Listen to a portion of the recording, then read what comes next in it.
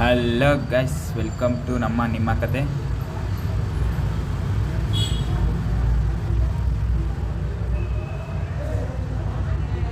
ಒಲವಿನ ಮಳೆ ಮತ್ತು ಬಿಸಿ ಚಹಾ.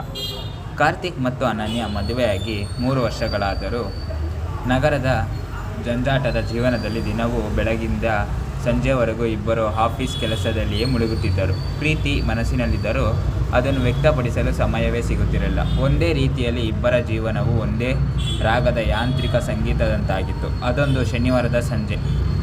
ಹವಾಮಾನ ಇಲಾಖೆ ಮುನ್ಸೂಚನೆ ನೀಡುತ್ತಿದ್ದ ಮುಳುಗಲ್ಲಿ ಕಪ್ಪು ಮೋಡಗಳು ಕವಿದು ಜೋರಾಗಿ ಮಳೆ ಸುರಿಯಲು ಪ್ರಾರಂಭಿಸಿತು. ಕರೆಂಟ್ ಕೂಡ ಹೊರಟು ಹೋಗುತ್ತಿತ್ತು. ಇಡೀ ಮನೆ ಕತ್ತಲು ಆವರಿಸಿದಾಗ ಅನನ್ಯ 2 ಹಣತೆಗಳನ್ನು ಬೆಳಗಿಸಿ ಟೀಫೈ ಮೇಲಿಟ್ಟಳು. ಕಾರ್ತಿಕ್ ಬಾಲ್ಯನಿಂದ ನಿಂತು ಮಳೆಯನ್ನೇ ನೋಡುತ್ತಿದ್ದ. ಅನನ್ಯ ಬಿಸಿಬಿಸಿಯಾದ ಶುಂಠಿ ಟೀ ಮತ್ತು ಏಲಕ್ಕಿ ಸುವಾಸನೆ ಫಿಲ್ಟರ್ ಕಾಫಿ ಹಾಗೂ ಬಜ್ಜಿಯೊಂದಿಗೆ ಅವನ ಬಳಿ ಬಂದಳು. ಏನು ಯೋಚನೆ ಮಾಡುತ್ತಿದ್ಯಾ ಕಾರ್ತಿಕ್ ಎಂದು ಹೇಳುತ್ತಾ ಟೀ ಕಪ್ ನೀಡಿದಳು. ಕಾರ್ತಿಕ್ ಅವಳನ್ನೇ ಒಮ್ಮೆ ದಿಟ್ಟಿಸಿ ನೋಡಿ ಸಣ್ಣಗೆ ನಕ್ಕು, ನಾನು ಕೊನೆಯದಾಗಿ ಹೇಗೆ ಮಳೆಯನ್ನು ಪ್ರೀತಿಯಿಂದ ನೋಡಿದ್ದು ಯಾವಾಗ ನೆನಪಿದೆ ಎಂದ. ಅನನ್ಯ ಯೋಚಿಸಿ, ನಮ್ಮ ಮದುವೆದ ಹೊಸದರಲ್ಲಿ ಶಿವಮೊಗ್ಗದ ಹೋಮ್ ಸ್ಟೇನಲ್ಲಿ ಅಲ್ವಾ ಎಂದಳು. ಹೌದು. ಆಮೇಲೆ ನಾವಿಬ್ಬರು ಕೆಲಸ, ಜವಾಬ್ದಾರಿ, ಹಣಗಳಿಕೆ ಅಂತ ಓಡ್ತಾನೇ ಇದ್ದೀವಿ. ಆದರೆ ಈ ಮಳೆಯ ಇವತ್ತು ನನಗೆ ಒಂದು ವಿಷಯ ನೆನಪು ಮಾಡಿಕೊಡು. ದಿನಗಳು ಓಡುತ್ತಿದ್ದರೂ ನನ್ನ ಮನಸ್ಸಿನಲ್ಲಿ ನಿನ್ನ ಮೇಲಿರೋ ಪ್ರೀತಿ ಹಾಗೂ ಭಾವಸ್ಮುಖ ಇನ್ನೂ ಹೆಚ್ಚಾಗಿದೆ ಅಷ್ಟೇ ಎಂದು ಕಾರ್ತಿಕ್ ಅವಳ ಕೈಯನ್ನು ತನ್ನ ಕೈಯಲ್ಲಿ ಹಿಡಿದುಕೊಂಡ.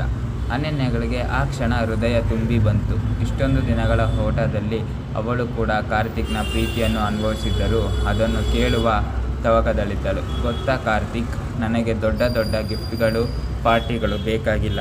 ನಿನ್ನ ಜೊತೆ ಈ ರೀತಿ ಕುಳಿತು ಮಾತನಾಡುವ 10 ನಿಮಿಷ ಸಾಕು. ದಿನಕ್ಕೂ ಕೆಲಸಕ್ಕೆ ಓಡಾಟದಲ್ಲಿ ನೀನು ಸುಸ್ತಾಗಿ ಬಂದಾಗ, ನಾನು ಸುಸ್ತಾಗಿದ್ದಾಗ ಪರಸ್ಪರ ಮಾತಾಡೋಕ್ಕೆ ಆಗಲಿರಲಿಲ್ಲ. ಆದರೆ ನಿನ್ನ ಕಣ್ಣೆರಡು ಕಾಳಜಿ ನನಗೆ ಪ್ರತಿದಿನ ಕಾಣಿಸುತ್ತಾ ಇತ್ತು ಎಂದಳು. ಅನನ್ಯ ಅವನ ಭುಜದ ಮೇಲೆ ತಲೆ ಇಟ್ಟಿದ್ದ. ಕಾರ್ತಿಕ್ ಅವಳ ಕಣ್ಣುಗಳನ್ನು ನೋಡಿ ಹಣೆಗೆ ಮೃದುವಾಗಿ ಮುತ್ತು ಕೊಟ್ಟು, ಇನ್ನೊಂದು ಎಷ್ಟೇ ಕೆಲಸ ಇದ್ದರೂ ಪ್ರತಿದಿನ ಸಂಜೆ ಈ ರೀತಿ ಕನಿಷ್ಠ ಅರ್ಧ ಗಂಟೆ ನಮಗಾಗಿ ಮೀಸಲಿಡೋಣ. ಈ ಪ್ರೀತಿಯ ಸಣ್ಣ ಸಣ್ಣ ಕ್ಷಣಗಳೇ ಅಲ್ವಾ ಜೀವನದ ನಿಜವಾದ ಸಂಪತ್ತು ಎಂದ. ಹೊರಗೆ ಮನೆಯ ಹಣೆಗಳು ಸುದ್ದು ಮಾಡುತ್ತಿದ್ದರೆ ಒಳಗೆ ಇಬ್ಬರು ಮನಸ್ಸಿನಲ್ಲೇ ಪ್ರೀತಿಯ ಹೊಸ ವಂಶಾತ ಚಿರುಗುಳಿದವು.